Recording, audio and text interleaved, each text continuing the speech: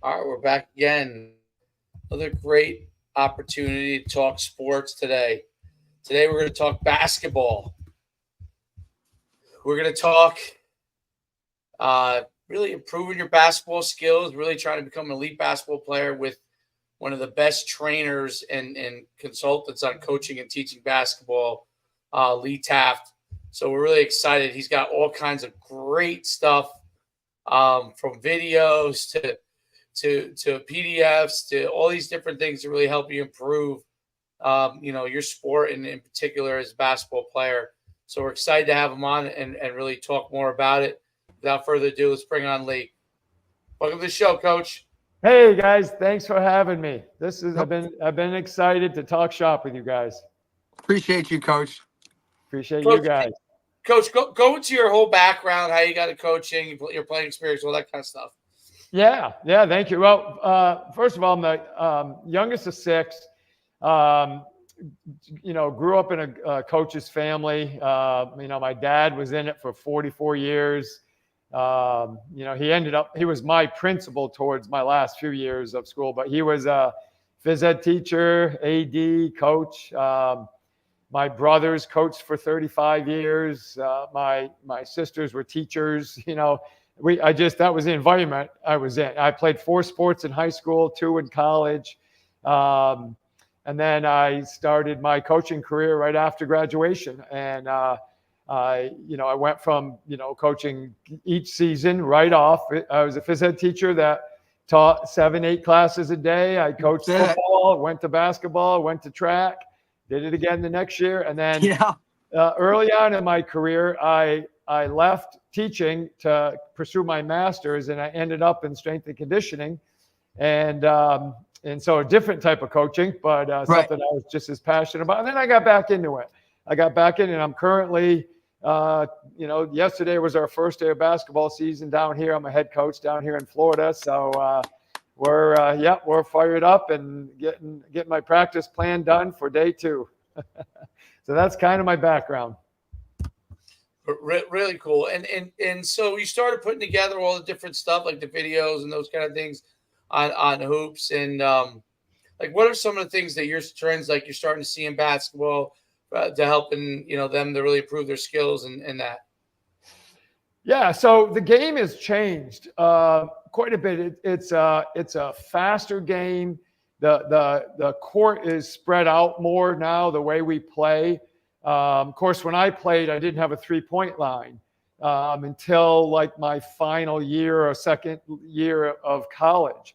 So it didn't matter if you shot it from 30 feet; it was still 2 points, right? So nowadays, if you stretch the floor out, what happens is you create all these big gaps. So now we start attacking these big gaps. Well, what does that mean? Now I got to have quicker, more efficient moving athletes. We have to be able to, we got to attack these gaps. So years ago, we played tighter. We played closer to the lane. We were around the elbows a lot. It was always, a common offense for years was called a flex offense. And there's still aspects of that in the game. But, the tighter, the better. And now it's like you're seeing 5 guys outside the 3-point line.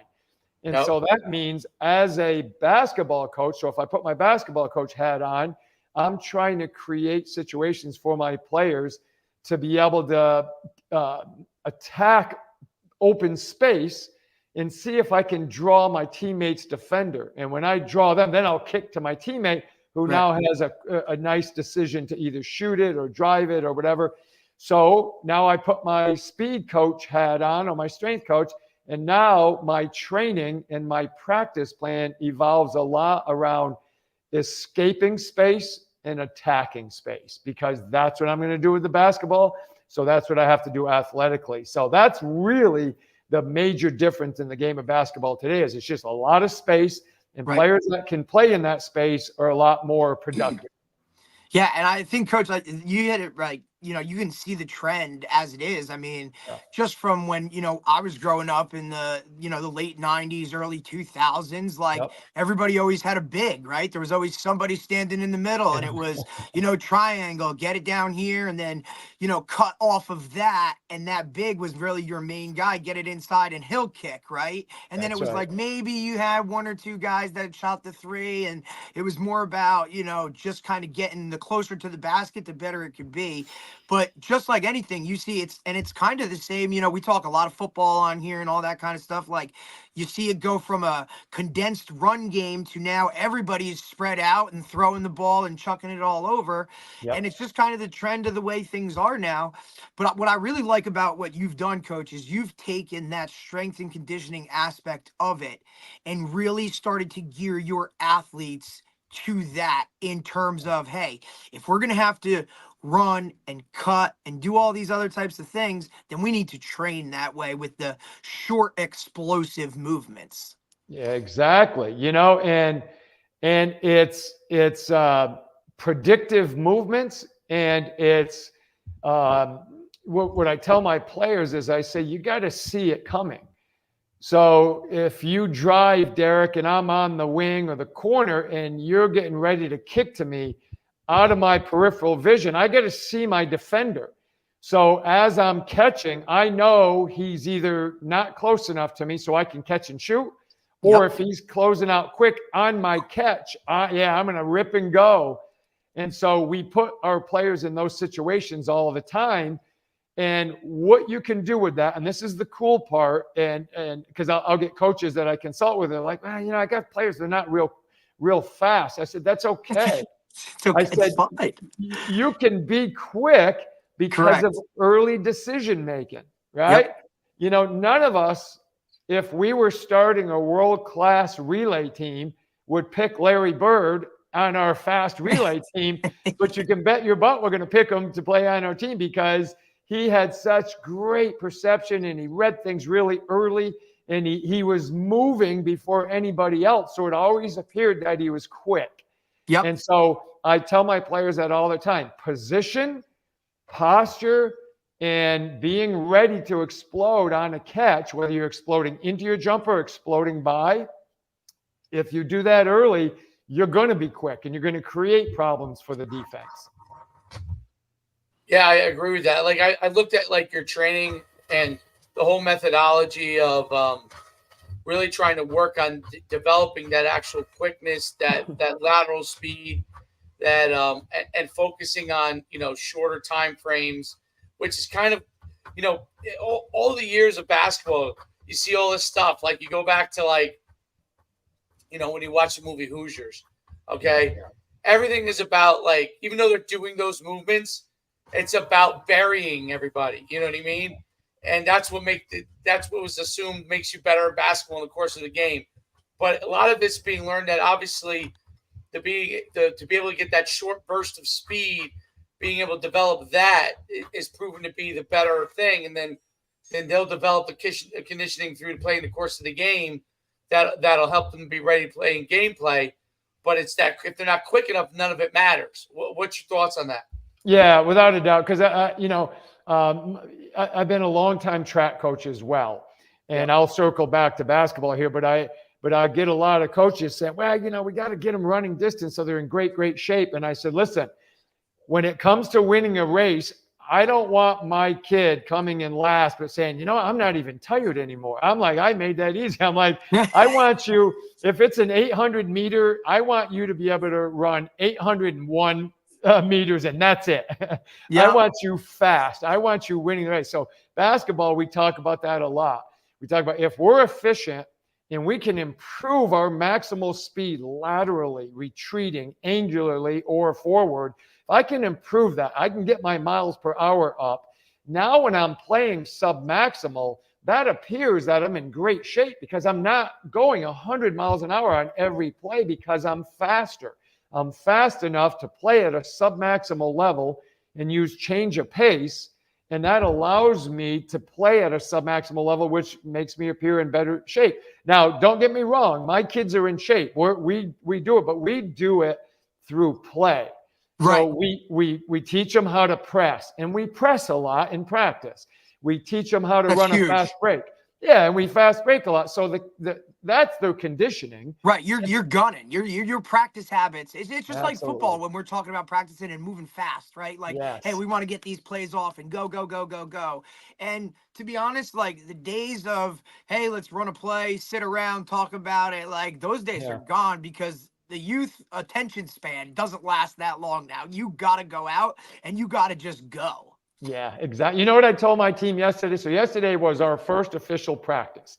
That's So of the phenomenal, by state. the way. I mean, look, that's why I love Florida. Like, here we are up here. Like, it's not even Halloween, and we still got, weeks, probably 3 weeks Oh before yeah. winter sports start. So, like, I just, it gets me every time, man. I'm Yeah. like, and look, notice we're in hoodies here. You're in a nice t-shirt. Like, I don't know what we're doing, but that's besides the point. Go ahead, Coach. Well, it's funny because I was just saying to my wife before I'm like, you're going to go in swimming today, or you're going to. Wow. Wow. But it's like I told my team yesterday, because I got a lot of new kids, and it's kind of like tryouts. And I said, I'll tell you what, guys, I'm going to give you. I said, we're going to talk about food for a second. I'm going to give you the whole pizza today. You're going to get the cheese and the sauce and the pepperoni and the meatballs and the pepper. You're getting it all today. Tomorrow, I'll start just giving you the pepperoni. I'll break down the whole pizza, what we're doing. So I'm trying to get them to understand. Day one, I want to see what you know and how you react to the whole offense, to the whole 5-on-5. I want to see how you react in our full court press. I want to see how you run our fast break. And then tomorrow, that's going to give the coaches an idea of, okay, all right, here's where we're lacking. We need to put more time into the pepperoni or more time into the sauce or whatever. And then we can start breaking down the skills and go from there. But even when I was a phys ed teacher, I always taught through the games because that kept them focused. It dialed them into what the activity was or the game was. And then I take 30-second sound bites and say, okay, guys, yeah, great job. Hey, Derek, you got to spread out more. Coach, you got to make sure you get rid of that ball quicker. Boom, ready, go. And now they're right back into it. So it gives them good context as to why I was just coaching them on an issue. Yeah, I think that's an important thing. Like, I always think nipping things in the bud and explaining things right on the fly is really helps them to nail what the knowledge they have to gain and to be able to retain it. I think, you see a lot of, I'll explain it to them, at halftime, after practice. Dude, they already forgot, like, even what the issue was. They don't even remember what the issue was. You're talking to them about an issue, and they don't even know what this is. This is not 1988, like they don't remember that. Like they're already texting their girlfriend, forgot everything. And it's not a negative to they still love the sport. It's just that's how their brains are wired now. It's different, a little bit different thought process. So when you're able to nip things in the bud, explain it, then they retain it much more efficiently immediately. And then they can obviously apply it there, and then you don't have to worry about it as much again. And then when it does happen, they will remember because you attacked it right away.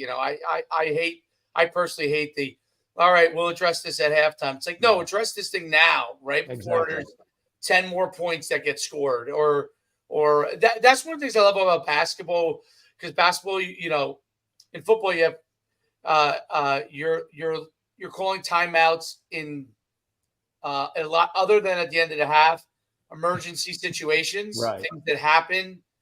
Basketball, you do it to kill momentum, right? Like to kill, and you can make a quick correction right there, and that's the time to do it, to kill momentum, to stop a team that's rolling downhill on you. It's one of the things I think that makes basketball unique and great, is that you can get real tactical real fast on something and be like, hey man, like, stop doing this. Like, this is what you have to do right now to correct the situation. And they can go and fix it, and you can stop momentum. I think that's what makes it unique about the game. But also from a coaching standpoint is really great. Like, it allows you to fix things on the fly. Like football coaches have had to get out of that mode of like, okay, at halftime we'll explain to them. I don't want to mess them up right now by correcting this thing that's going on. And the next thing you know, it's another touchdown goes by on your cornerback. You're correcting at halftime, but the game's over. So where you could have fixed it, right there. Football coaches have come around to that part of it and are evolving that. But basketball, that's always been the way. And it's more and more as the game gets spread out and you get 5 wides and you have to attack on the fly and fix things on the fly. You thought they were going to play this and all of a sudden they come out in that. Whoa, let's get a timeout. Tough. Adjust this real quick. Talk about, teaching tactics that are involved in cues that are involved both in your speed training, but that apply to basketball and within basketball itself. Yeah, great. I love that question. So if we look at a tactic that I may give a team or an individual player in a situation or whatever, it's always predicated on how can that help them be more successful in our offense or our defense or that situation. So if we, for example, one of the things that we try to do is give the person that has the ball, we try to give them as much space as possible. So one of the tactics we use is we run a lot of 2-guard offense, so 2 guys on top, but that's how we start. But we never stay there. We always bring somebody through. We cut them through to the opposite corner or whatever. And what we're trying to do is, number 1, create space. Number 2, read what the defense is going to do. Like, how is it? Like football, you'll send somebody in motion because you want to see, are they in man? Yeah. Yep. Or are they in zone? Well, we'll do the same. We're going to send somebody through. Did they go with them? Are they going to switch? And that gives my guys triggers or ideas right off. Okay, they're going to switch. So this is how you're going to react. Right. You're going to counter their switch. And so our practices are designed around that. It's amazing. Now, so athletically, and I'll get to another point, which is really important, I think, but I'll jump back there in a second. So athletically, tactically, we do a lot of things where we talk about position and posture dictates your function, right? We know that in strength and conditioning. Well, from a speed perspective, it's important too. So if we're in a defensive stance and I know I need to be able to help or I need to be able to close out quickly, we give them footwork strategies that help them be able to get to that closeout or be able to help on rotation. And the reason I bring that up, guys, is because how many times do you hear a coach say, move your feet, go get there quicker? Well, all day. Yeah, but it's like, okay, well, help the kid. Like, show them. Don't just tell him. How about you show him how to do it? A lot of guys just love to, yell stuff and finger point. But like, if you're, you now have to like show him exactly what he's doing or give him some options as, hey, when you're doing this, you do that, right? Exactly. And you have to like execute that and literally run through that. And that's what practice time is for. Yep. I mean, 100%. You think it's kind of like, hey, like, doesn't everybody do that? And it's like, no, that's really not how majority of it goes. The execution needs to come from a point or a coaching point that literally is separated. Yeah, exactly. The other part to that, which is really important, is language. So we use short phrases or words to describe the footwork we want.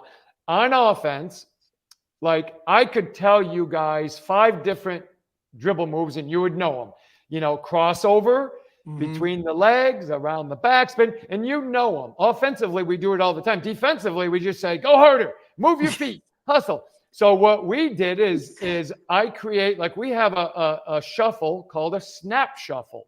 Right. Well, the tactic behind that is if we're hedging or we're doing what we call feinting, and like we're not really going, we're just going to fake that we're going. We do what's called a snap shuffle.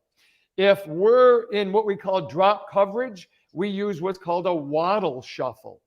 If we're exploding back into help defense, we use what's called a power lateral run. So we teach the kids that, and they know it. And so now the language equates to how we move our feet. And once they get it, now the situation or the tactic drives the footwork. But practice, that's what practice is for. And then my last point I wanted to get back to. So this is my third year, started my third year here. We moved down here. The job came available, got it. My son happened to be going to this small school, and the AD asked if I was interested, so I took it over. Well, Sure. I know Sure. because I've coached multiple sports, football and basketball and track and all these, I know it usually takes about the third year for your system to evolve and the players start to feel comfortable, because I'm not a set play guy. We run a set out of a timeout or out of a dead ball, but typically we just make the players learn concepts. Hey, if you got a big gap, attack it. If you don't, pass it and cut through. And so we constantly teach them situations that they have to learn to read. But I know as a longtime coach now to be patient and allow that to evolve. Because this is our third year, all of a sudden, kids are doing things that I don't even have to say anything anymore, because they read what the action is based off what the defense does. So not a lot of coaches aren't patient enough. It drives them nuts if they don't do it perfect each time. And I'm like, no, the ugliness is what I want, because then I know we're going to figure that out. And so we put them in those situations. Like, you got to make decisions, and the more decisions you make, the more experience you get. 100%. Yeah, I think the key is being able to think on the fly, learning to make those decisions, taking that ownership. That's a huge part of helping them to continue to improve. And you start to see those massive improvements once they start to understand how to figure things out, and giving them those tools to figure things out on the fly. It is huge. What are you seeing as far as the type of investment that kids are putting into improvement and development between going places, or what are you seeing there? Yeah.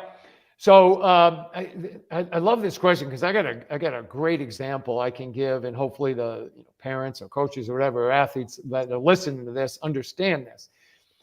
So I think more and more, like when I grew up, you went and you played your 3-4 sports, and you went from one to the other and the other, and you got better during that season. When the season was over, you kind of hung around your favorite sport still. Like I even after football practice, we would go home, eat, go down to the park and play basketball, right? I mean, we just always played basketball, but we kind of went. Nowadays, kids aren't even playing the extra sport because they specialize and they work on it. So yeah, they're improving the skills, but I think there's a drawback to it. There's a downfall to it, as well as a positive. But this is my point. So I have a player on my team. He's new this year. And since he was young, he's a sophomore now, but when he was like elementary school, his parents got him a skills coach. And he's worked with this skills coach since then. So many years. This young man cannot dribble with his left hand. He cannot attack going to his left hand. So my thing is, what is the skills coach doing for you? Like, what do you... what are you doing if you can't go? Yesterday I had him, and we cleared what we call a triple gap for him. That means there's huge space. You got a Mack truck, you could drive through it. He couldn't go that way because it was his left hand, and the defender put pressure on him. So when I do quote unquote skill development with my team, what we do is we put them in situations where they have to read and make decisions. It isn't just about dribbling through a bunch of cones, because the decision determines the strategy I use to manipulate the ball. Right. It's not always about being, fancy and, go 5 times behind my back. And that, I mean, there's nothing wrong with that if it's helping you be able to carry it over. But that's what I'm seeing a lot, is a lot of kids that are getting additional help. And I'm always for help. Oh, don't get me wrong. But if the help isn't transferring into play, what good is it? It's like a wide receiver only running dry patterns and never getting press coverage, never learning how to release off a line. never learning how to run across the middle, having to make a judgment because somebody's ready to knock their head off. Business decision. Yeah, it's decision, and that's basketball. Basketball, I can't think who it was. I'm drawing a blank on that. He's retired now. Former NBA player, almost like 20 years in the league, guard, really great. He said, I have never done one cone drill in my entire life. He goes, I played in the park, and he played 20 years in the NBA. He goes, you learn because somebody guards you, and you got to figure it out. And I think that's where skill development, when I do mine, it's usually with multiple players in their reading situations. Now they're actually able to play the game versus just show me they can dribble 20 times between their legs, but not be able to actually use that in a competition.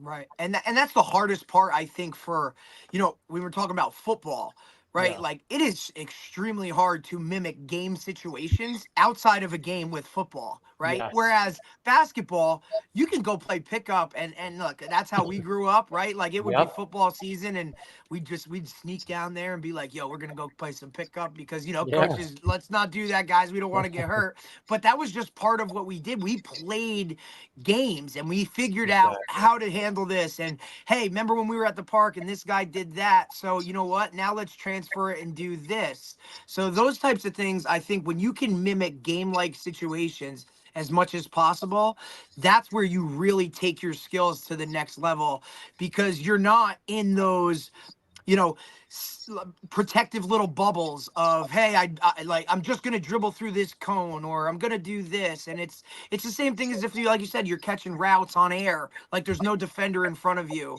or, hey, I draw this route with a straight line. Like, that never happens in a football game. You're never running a straight line on a route. And it's the same thing with basketball. You have to make those quick decisions and condition your body to make it as game-like as possible. Exactly. And the cone drills, the on-air drills are great to learn patterning and feel for a ball. And that's why you can warm up with it, you can do a lot of stuff. But at the end of the day, you got to be able to transfer it, because there's going to be change of pace once you have a defender involved. Now it changes how you do it. Yep, for sure. And I always like to say, it's like, hey, things change when the lights go on. Like, that's just what it is. Like, there's a lot of guys that can go out there and play football, right, and run around in shorts and a T-shirt and be totally okay when they're trainer and look like the greatest thing since sliced bread. But when you put pads on and now those lights go on, things change. And it's exactly the same with basketball. When you get that defender that now wants to press you full court, well, hey, bud, like, I don't know if those cone drills are really going to do much right now when that guy's in your face. That's right. Game on. That's it. First step quickness, is always, I always think is one of our first step, or 1-2 step is the two probably most important things in basketball, right? Be able to create separation. The first and then that second step. What can athletes do? I mean, most people know about, lateral drills or quick changes, right? What are some of the things that they can do in training to improve first step or first 2-step quickness? Yeah. So there's a couple things we wanted to talk about on that. When we're talking about that first step, we're talking acceleration, because we're not at maximal speed, so it's acceleration. Acceleration requires a little bit more strength. We're a little lower to the ground. We're pushing hard. Our knee angles, our ankle angles, our hip angles are much greater. It almost looks like a step-up exercise, but leaning forward. So I'm really pushing down into the ground to move my center of mass forward. So one of the things we do, coaches, is during practice, I have these really big, long, they're about 110-inch looped bands, rubber bands. And we'll put them around the kids and around the players, and we do quick, like you said, first 2 steps, first 3 steps, acceleration drills with these bands. What the band does is it tells my nervous system, it tells my brain, like, whoa, hey, man, I got to work harder here. I got more weight to push now because this band. So the athletes learn to produce more force. From a physiological standpoint, that means we're getting greater rate coding of the muscle. We're doing things that are allowing us to produce that force more efficiently and effectively. Number 2 we can get and we will get an elastic response if we have a repositioning action of our feet. So let's say I'm standing and let's say I'm on offense and I'm dribbling the basketball, but I'm in a parallel stance. So I'm facing you, my feet are parallel to you, you're off me enough, but then all of a sudden I see a window to explode by you. What's going to happen is my feet are going to reposition. One's going to go behind me, the other one's going to go in front, and that one that goes behind me will get straighter. As that leg gets straighter, it becomes more elastic. That's the difference of, like, if I take the people who are listening will have to take my word for it. The ones who are watching can see it. If I take my finger on my chest and I just tap it as hard as I can, I get some energy. But if I take my other finger and I snap it, it's very elastic. It's very aggressive. Well, that's what happens when we get that quick switching of the feet, which I call a repositioning or a plyo step. And what it does is it allows that Achilles tendon and the gastroc, the calf, the soleus, everything to become very elastic, and we move really quick. That's those quick bursts that we see. Now the front leg is going to take my body mass as I move over it. That's the leg doing the step up. That's the one pushing hard to really explode me into that second step past my defender. So as a novice coach who doesn't understand the intricacies of that, just trust that a band will increase your athlete's potential to produce more force. And then the reaction drill, which would be like, you could have a partner standing in front of you, maybe 10 feet, 12 feet, drop the basketball, and that player has to try to quickly run forward and get it before it bounces twice. That's training that quick burst, elastic acceleration. So those are two ways we work on, and they're super simple. They don't take a lot of time, and they don't take a lot of equipment, just bands that take us, 3 seconds to put on. Where does strength training fall into the kind of the help from that standpoint? Is that something that complements it for the basketball players? Sure does, because again, strength gives me the ability to produce more force. If I can produce more force, I can move my body mass through space. Mm-hmm. The other thing it does for me is, if I'm doing it properly, if I'm strengthening, especially my lower leg, I'm strengthening that Achilles tendon, that calf. And so now when I produce that force, I have a nice, strong calf muscle that can allow the tendon to be more elastic. When we see somebody, like Watson with Cleveland, his Achilles tendon goes. Oof. And then last year you had Rodgers and who was the other quarterback? He's with Atlanta now. He was at Minnesota. Kirk Cousins. Cousin had the Achilles. Well, if we can strengthen that calf muscle, basic exercises, like calf, everybody knows how to do a calf exercise, do heel, toe raises, and we get that thing strong, and then we do it like isometrically. We hold it. Well, what happens is that muscle is strong enough to withstand that tendon that is creating all that high energy, and then we move really quick. So when you watch a Tyreek Hill make those amazing quick bursts and cuts, and the running back from Boise, that's like, you watch 200 something yards again. You watch, these guys have incredible stiffness, and that is built in the weight room. They get incredibly strong. Those muscles can withstand the force the tendons are trying to push. So it's important. It really is. That's a great point about the stiffness, because people always think that, like, the level of flexibility is important, but the level of flexibility helps to improve speed. And it's really not. It's, if you look at the way that sprinters are built, and they're tightly wound, and they're able to generate more force because of that.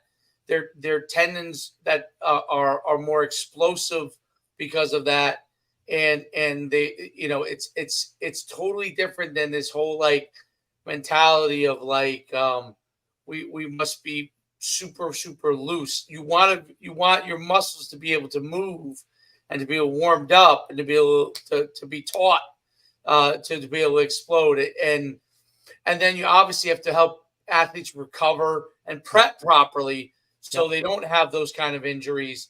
But it's not from stretching, quote unquote. It's always, I tell Derek this all the time.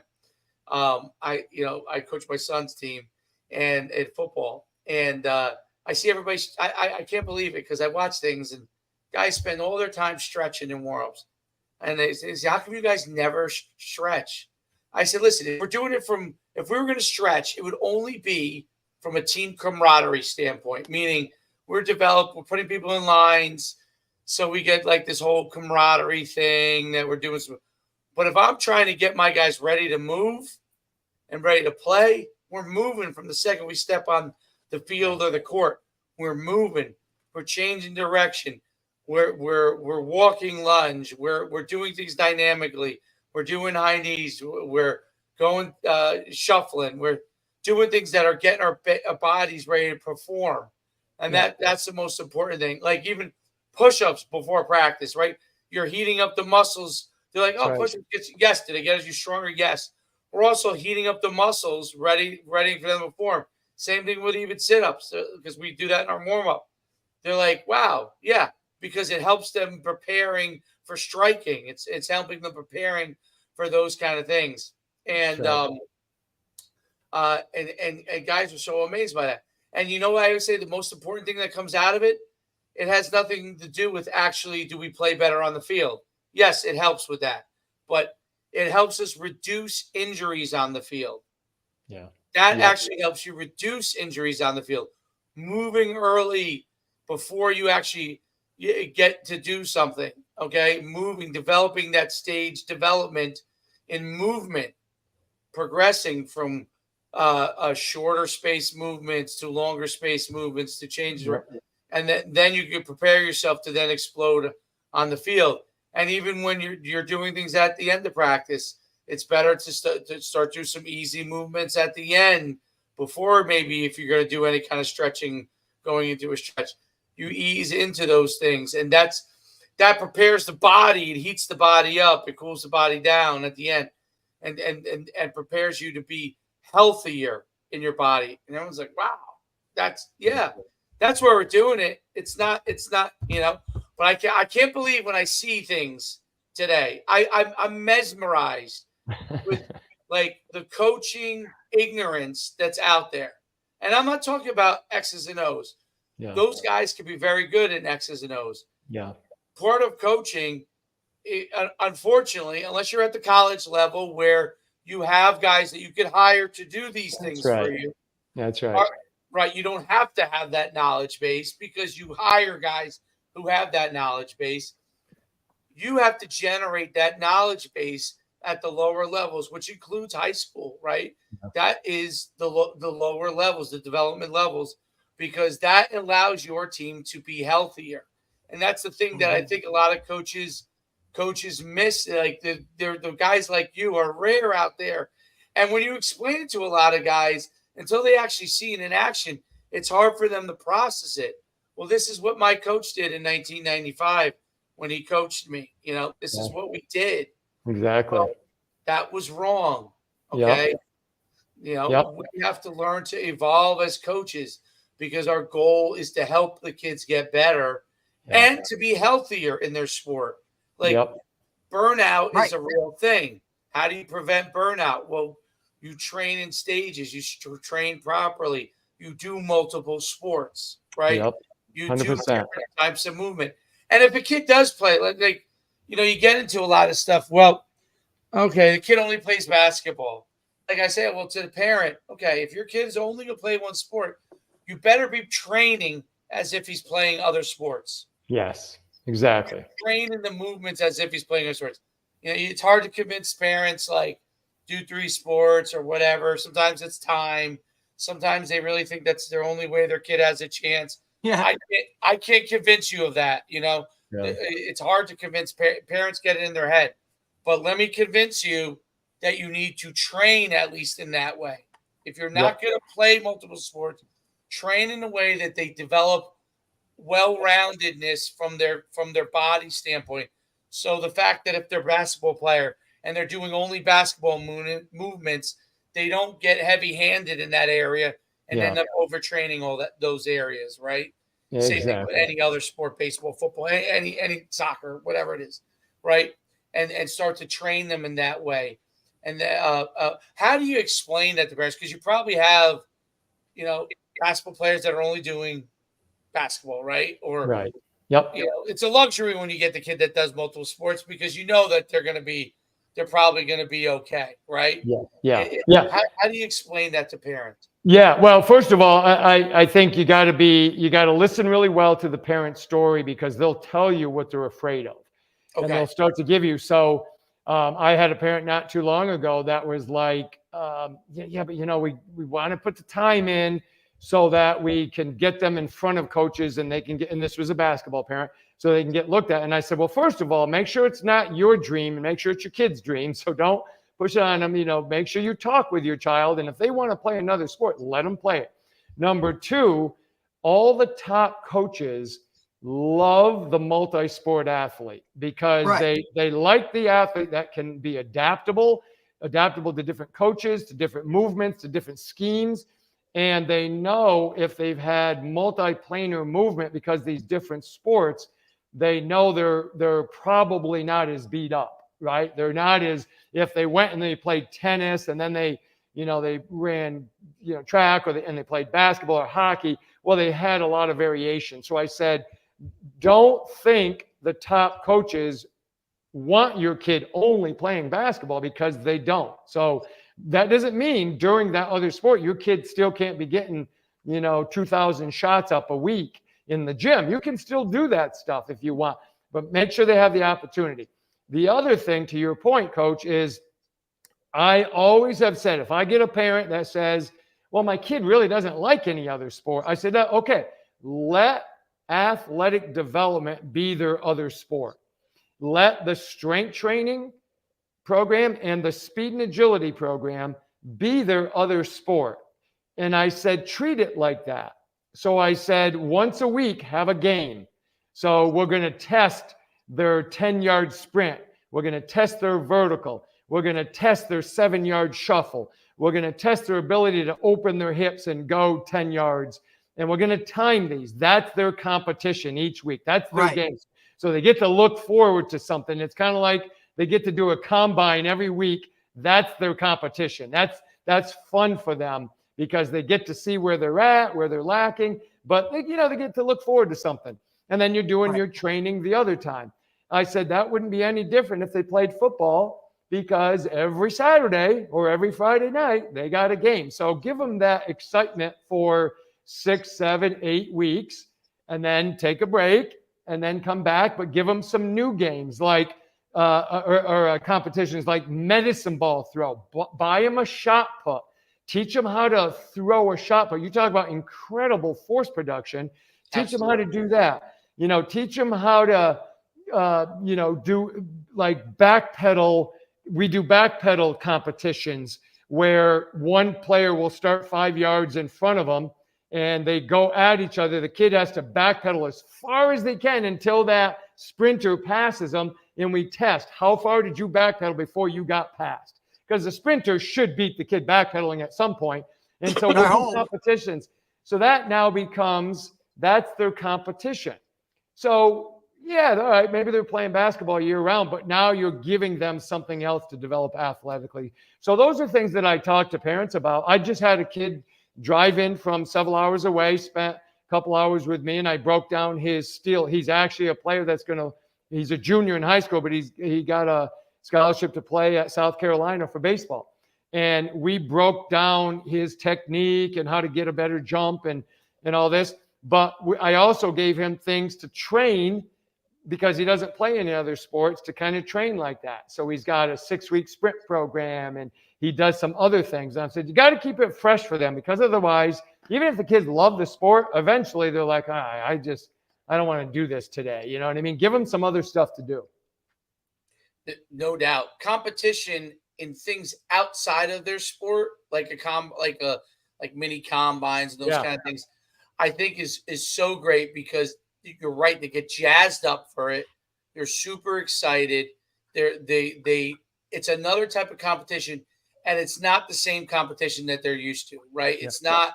And you know what it does? I don't mean to interrupt you, Coach, but I'm thinking, feel free. It allows you as a parent or a coach and the player to learn what planning means, what preparation for a competition.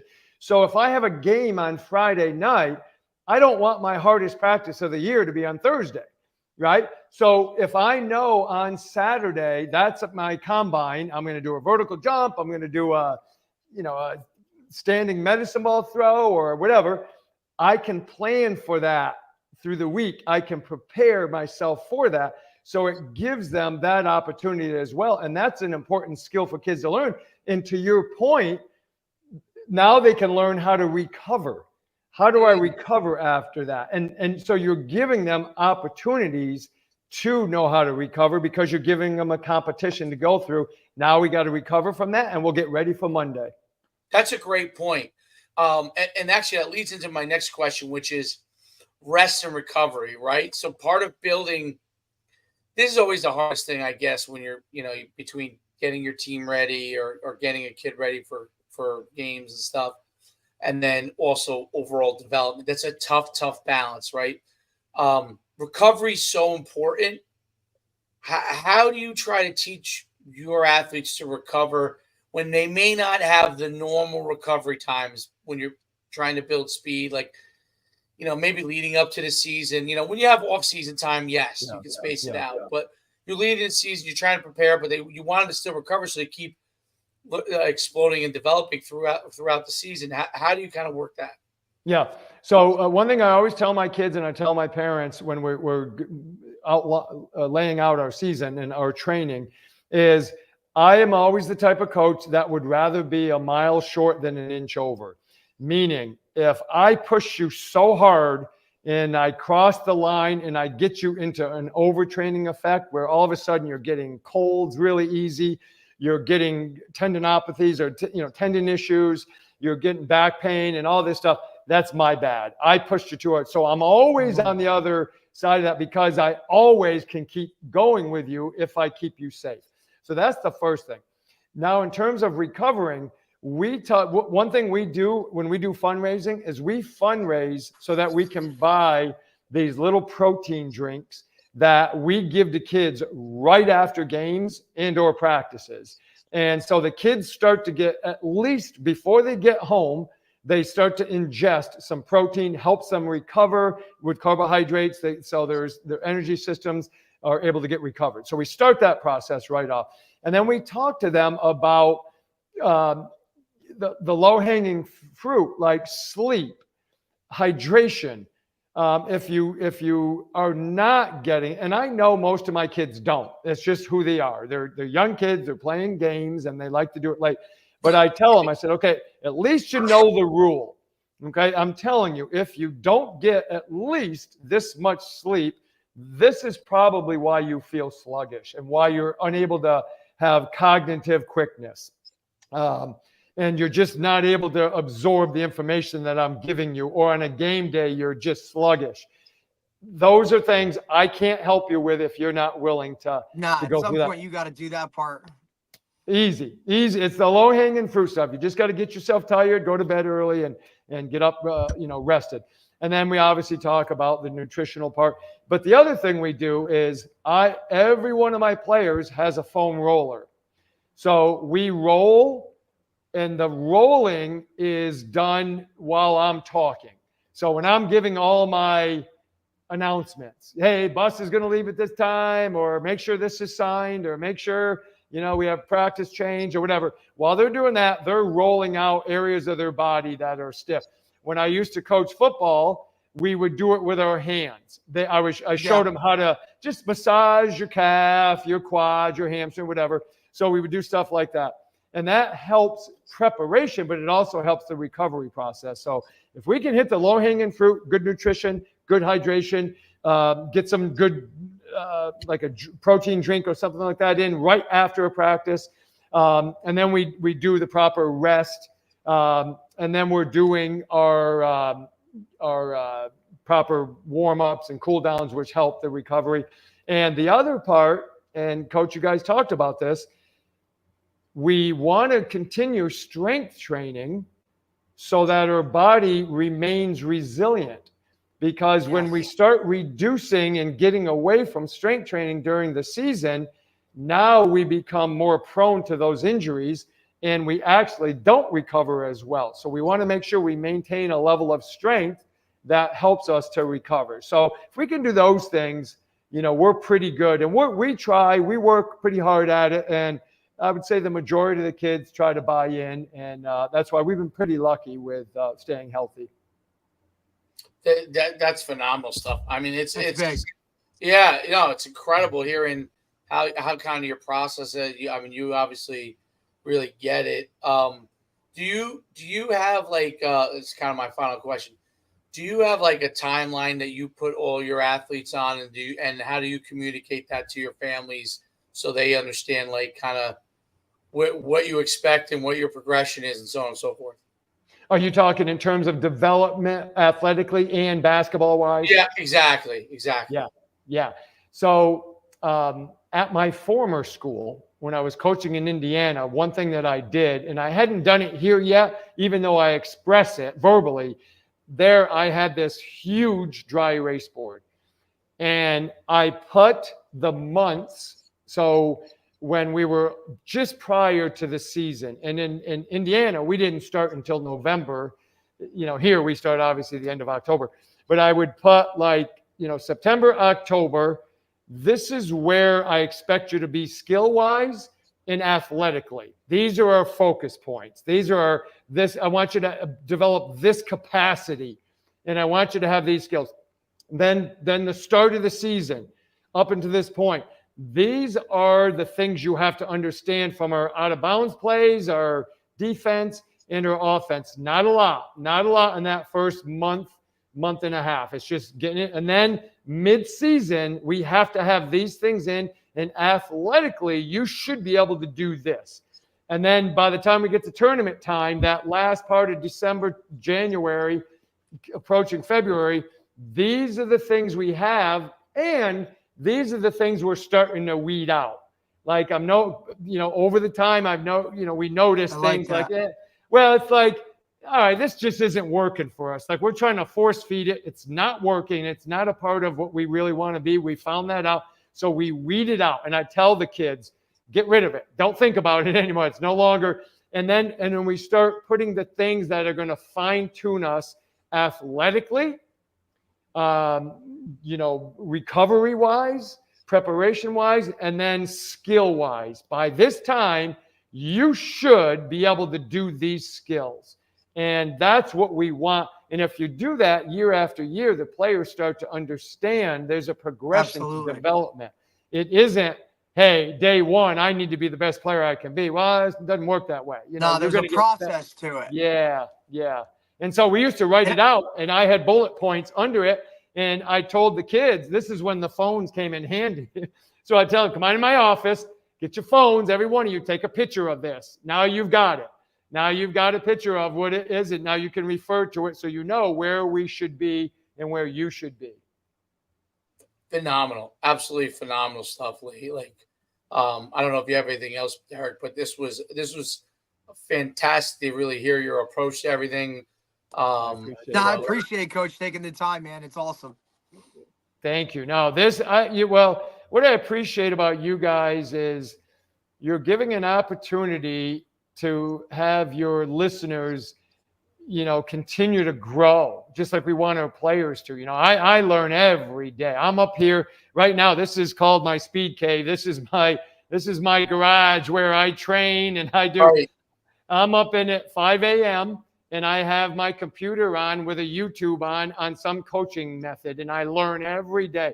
You guys are providing that easy for parents and coaches and athletes, because you're giving, not only guys like me, but your input, because you guys have been around and you've coached and you get it, and you're giving an opportunity for people to learn. So I thank you for doing what you're doing for this wonderful profession we have. No doubt. It's great. It's great meeting people like you. I know Derek agrees with me on this, and we learned so much from what you tell us. You know what I mean? It helps us when we talk with other coaches. Helps us when we coach our own groups of kids that we work with, and it's great to share in a community, because we are trying to we're trying to push the path for coaches to evolve, right? Like And there's so many more people coaching, and I'm speaking specifically at the high school and youth level, really, that right, where it's most important for those guys to, like, have that knowledge, right? and there's a And lack of you it, got right? to There's adapt. really a lack of it. That's You right. know, that's the hardest part. It's not from a lack of want to from those guys. They're That's usually right. really great guys. It's really a lack of how things have evolved, because if you didn't play college sports, for example, the people who played some level of college sports or went into coaching right away have an advantage. But a guy who's a dad, okay, all of a sudden now they have a kid, it's 20 years later, and now they're asked to coach XYZ, this 8th grade team or this 7th grade team, and they want to help. They really genuinely do. Yeah. They're drawing from their knowledge base from 20 years ago. And there are Right. things You from 20 coach the years way you ago were that- coached. yeah, there are things from 20 years ago that are very applicable still. They're irrelevant. They're But there gone. are some things that are not relevant, right? That have evolved, and it's hard for them to really understand the thing. And I think that's what this stuff is done really nicely. Like, they can go and grab snippets, grab the whole video, whatever, and watch it and pick up a couple of things that maybe can help them in what they do every single day. Because and it's not, it doesn't have to be, it's low pressure, meaning it's not someone else telling them what to do. They can watch it and say, "Oh wow, Yeah. Lee knows this guy. Lee knows what he's talking about. Great, I might take some of these things that'll help me. Oh, this is why a team is playing 5 around the 3-point line. Like when my son's AAU team, they came out and went in and were 5 around the 3-point line. I had never seen anything like it before. I was like, whoa. I was like, oh my goodness. And the guys were cutting and they're running up and down. Now Derek, who played AAU, understood it, right? Yeah. But I didn't. I was like, oh my goodness. You know, it's different. and they were just getting Yeah, up and down we're the on the court, different man. world, They were getting man. up and down the court. You know. Well, the other thing, and I think it's really important for young moms and dads who want to help their children, from the YMCA rec league to a travel team to a high school team, or if they, coach some advanced level, is the more they understand how learning occurs, the better coaching they can give those kids. Because when a child makes a mistake, that's the brain trying to figure something out. If we chastise and we embarrass and we yell at, what happens is that child, no matter if they're 9 years old or 19 years old, now they become more hesitant and they don't want to do that again. So now we're losing their ability to advance and challenge themselves.